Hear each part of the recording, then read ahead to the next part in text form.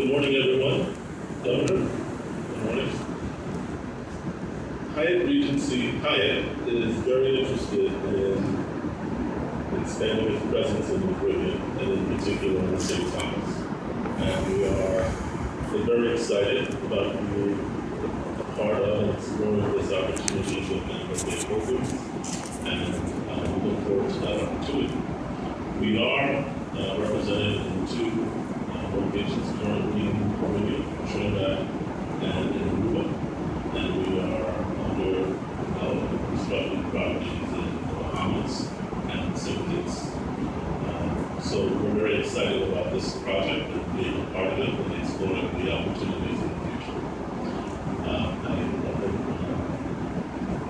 Attorney Dudley has been speaking to my mother, and that's somehow getting out this conversation about me coming back to the But I'm very happy to be here today and coming back home. This is what I do home. Thank you very much.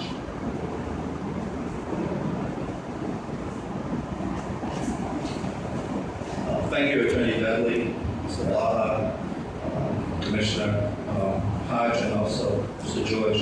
I'd like to ask Commissioner Maduro, the Attorney General, and Mr. Blaha, if they could come so we can sign the agreements.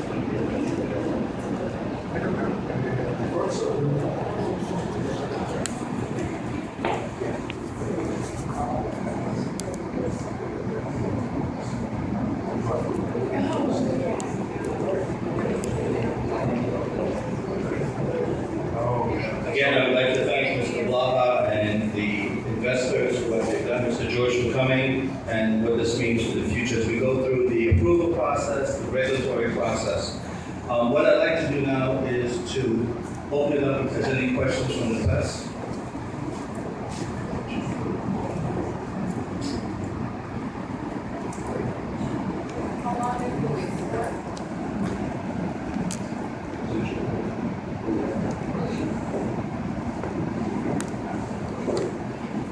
How long is the lease for? The term of the lease is 99 years.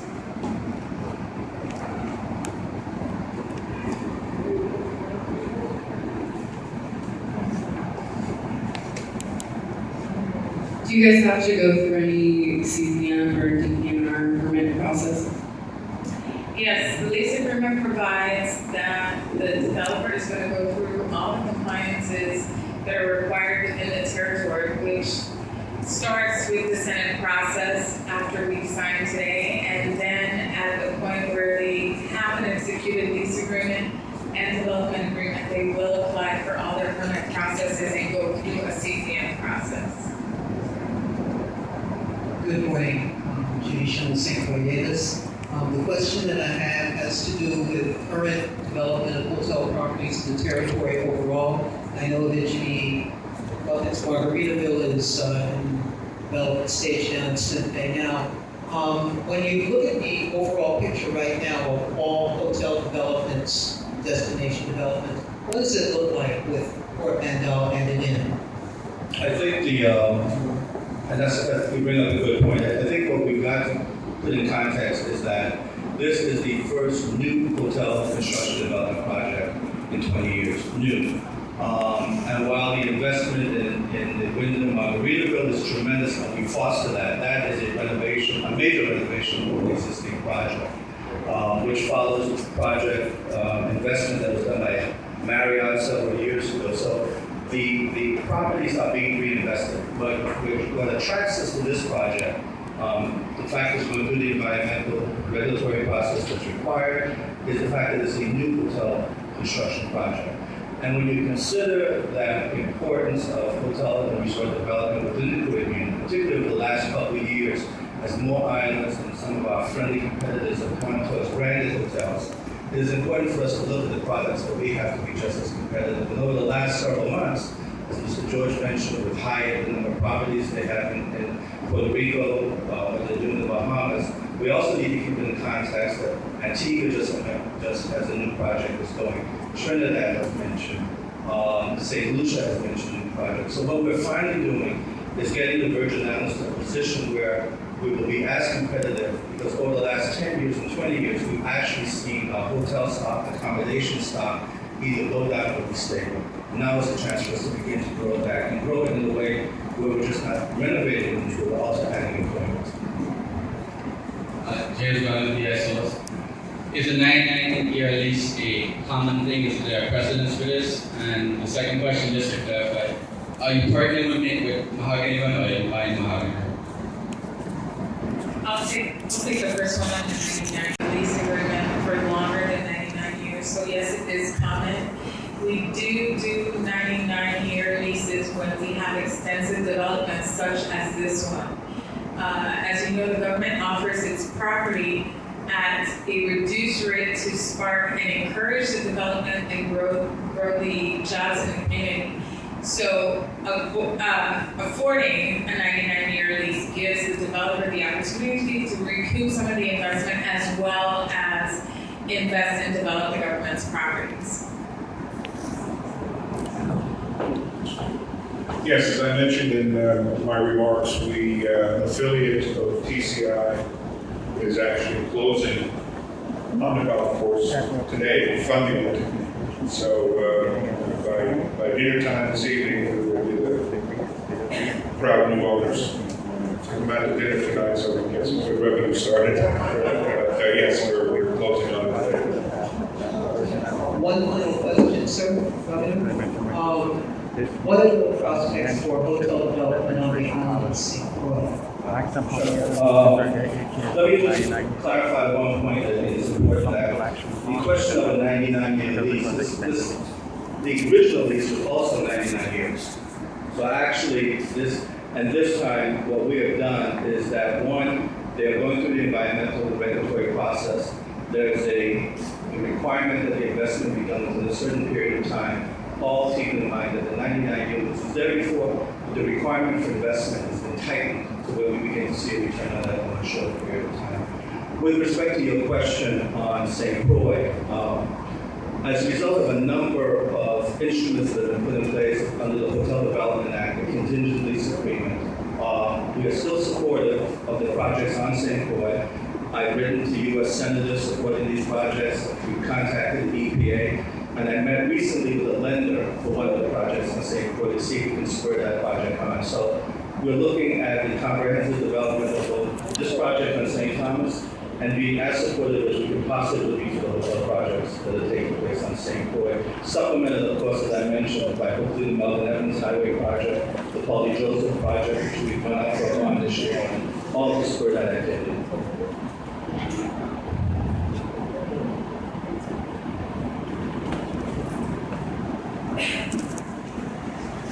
Did you mention how much the lease is for?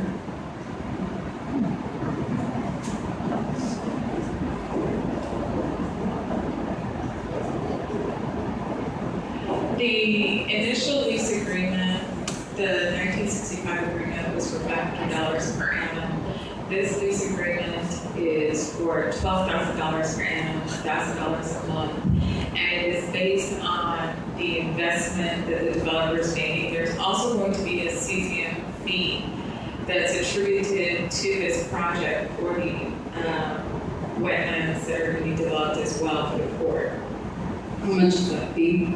That fee is going to be a structured fee. Off the top of my head, I want to say it was about 40,000, 45. and it escalates as they go through the cesium process and they meet the different requirements of calculating the formula for cesium.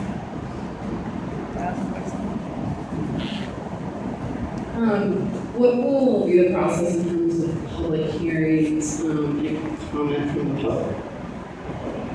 The lease agreement is going to go through the regular process at the Senate, where we go before the Senate Finance Committee. It's the same format that we use for all government leases. So we'll be going down there and supporting the redevelopment of Mandahl Bay Port and the development of the hotel property.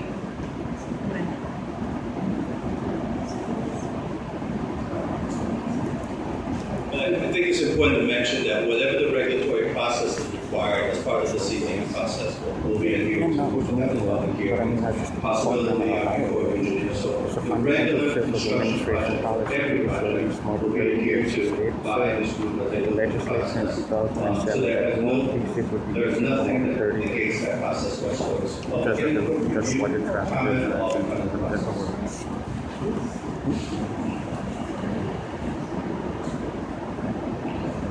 All right, thank you very much. And again, Mr. Block,